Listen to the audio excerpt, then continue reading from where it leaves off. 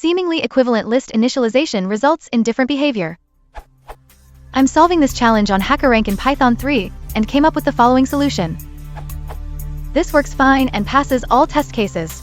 The problem is when I change the initialization of seqlist from the following to this.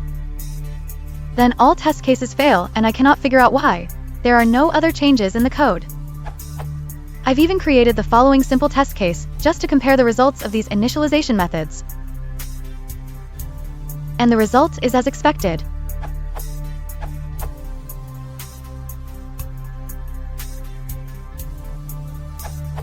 This is the same as this. When you use asterisk to create lists, Python doesn't do any copying. All sublists reference the same list. So this line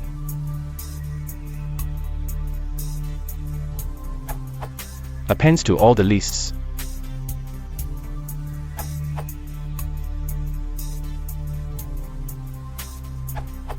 It might appear the same till here as you show.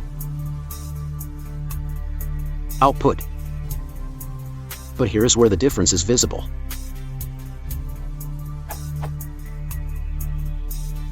Output. This is because lists are mutable data type. The two initialization styles work in different ways. In first one, compiler builds it all at once, and hence will be faster, whereas second one builds incrementally. With immutable data types you won't see anything like this.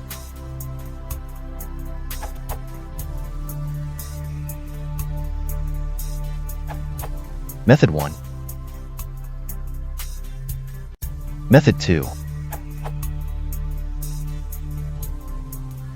Method 2 creates a list of lists, and each member list refers to the same list instance. A4 in range n evaluates or creates A once for each iteration of n, whereas E asterisk n evaluates E only once. Hence, only one instance is created.